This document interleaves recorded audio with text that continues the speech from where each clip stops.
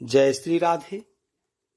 आज का ज्ञान, आज का सत्संग परम पूज्य श्री हनुमान प्रसाद पोद्दार जी महाराज की पुस्तक से एक भक्त राजा की सत्य घटना, नाम जप का तत्काल फल प्राप्त हुआ। राजा जयमल सिंह जी मेड़ता के राजा थे। ये बड़े ही नीतिज्ञ, सदाचारी, साधु स्वभाव, नियमों में तत्पर और दृढ़ निश्चयी भागवत भक्त थे। यद्यपि ये भगवान का स्मरण करते हुए ही राज्य का सारा काम करते थे, तथापि प्रातःकाल 1.5 प्रहर दिन चढ़ने तक तो प्रतिदिन एकांत स्थल में नियमित रूप से भगवान का ध्यान भजन करते थे। इस समय बड़े से बड़े जरूरी काम के लिए भी कोई आपके पास नहीं जा सकता था। वे भगवत पूजन के आनंद सागर में ऐसे डूबे रहते थे कि किसी प्रकार के बाहरी विघ्न से उनका ध्यान नहीं टूटता था। इस समय उनकी अंतर और बाहर की दृष्टि मिलकर एक हो जाती थी और वह देखती थी केवल एक श्याम सुंदर की त्रिभुवन मोहन अनूप रूप राशि को। इस समय की उनकी प्रेम विहलता और समाधि निष्ठा को सौभाग्यवश जो कोई देख पाता, वही भगवत प्रेम की ओर बढ़ जाता था। प्रतिदिन की नियमित साधना के समय अत्यंत आवश्यक कार्य उपस्थित हुए, परंतु जयमल अपने प्रण से नहीं डिगे।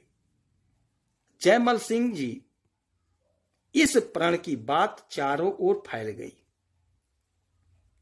एक दूसरा राजा जो इनके कुटुंब का ही था, ईर्ष्या और दुर्बुद्धिवश जयमल से बैर रखता और इन्हें सताने का मौका ढूंढा करता था। उसे यह बात मालूम हुई तो उसने एक दिन प्रातःकाल के समय बहुत सी सेना साथ लेकर मेवाड़ आ घेरा। मेड़ता के लोग परेशान हो गए।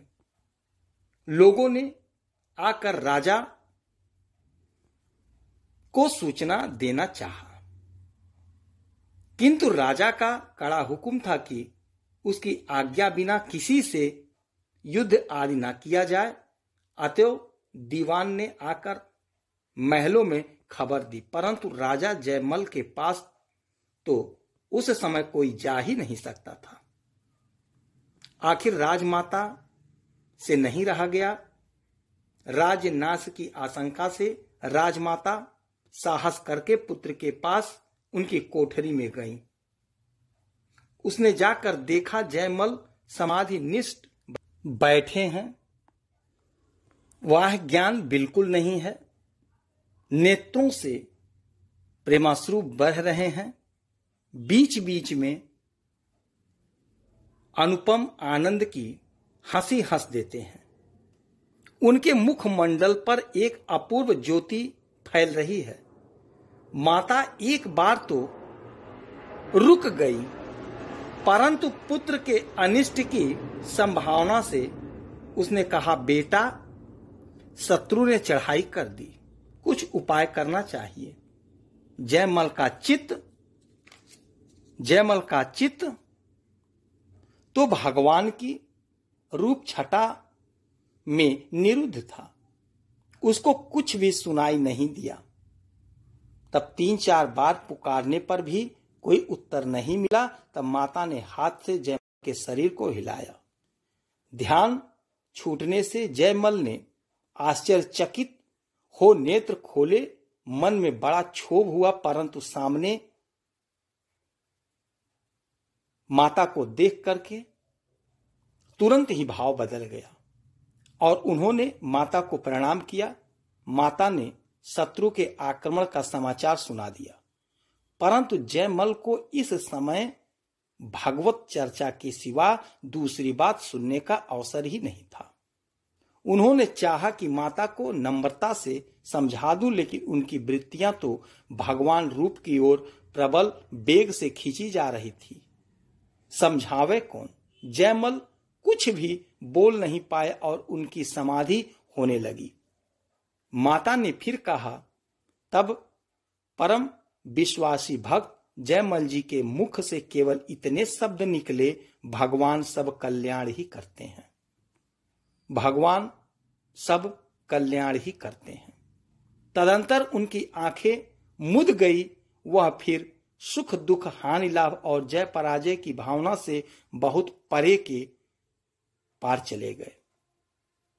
मनोहर नित्यानंदमय प्रेम राज्य में प्रवेश कर गए। जगत की क्षुद्र आंधी उनकी मन रूपी हिमालय के अचल शिखर को तनिक भी नहीं हिला सकी। माता दुखी मन से निराश होकर लौट आई। रणभेरी बजने लगी। शत्रु सेना कोई बाधा न पार कर नगर में घुसने लगी। योगक्षेम का भार वाहन करने वाले भक्त भावना से नहीं रहा गया। श्याम सुंदर त्रिभुवन कांपने वाले वीरेंद्र वेश में शस्त्रादि सुसज्जित जो अकस्मात शत्रु सैन्य के सामने प्रकट हो गए। ब्रह्म और यमराज जिनके शासन में सृष्टि की उत्पत्ति और संहार करते हैं, उनके सामने क्षुद्र राजपूत सेना किस गणना में थी? किस गणना में थी? बात की बात में सब धराशायी हुए। उनका पुण्य आज सर्वतोभाव से सफल हो गया। भगवान के हाथ से निधन हो वे सदा के लिए परम धन पा गए। शत्रु राजा घायल होकर जमीन पर गिर पड़ा। पलों में इतना काम कर घोड़े को घुड़साल में बांध सवार अंतर्ध्यान हो गए। इधर जयमंगल जी की पूजा शेष हुई। उन्होंने तुरंत अपना घोड़ा मंगवाया। देखते हैं तो घोड़ा थक रहा है, उसका शरीर पसीने से भीग रहा है और वह हाँफ रहा है। राजा ने पूछा कि इस घोड़े पर कौन चढ़ा था, परंतु किसी ने कोई जवाब नहीं दिया। इस रहस्य को कोई जानता भी तो नहीं था। इतने में लोगों ने दौड़ते हुए आकर खबर दी कि शत्रु सेना तो सब मरी पड़ी है।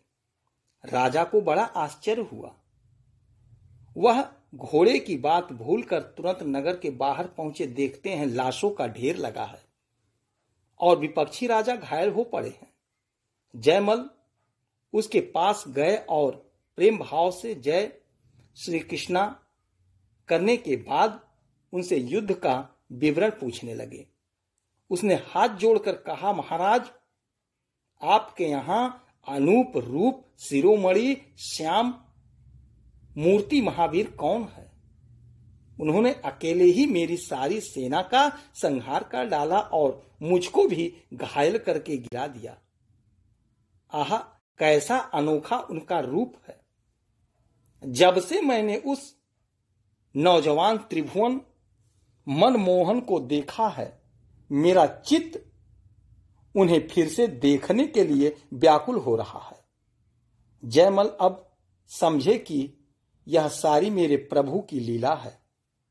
उनका शरीर पुलकित हो गया, नेत्रों से प्रेमांसु बहने लगे। वे गदगद वाणी से बोले, भाई तुम धन्य हो, तुम्हारे सौभाग्य की ब्रह्मा भी प्रशंसा करेंगे। आहा, मेरी तो आंखें उस सांवरे सलोने के लिए तरस ही रही हैं।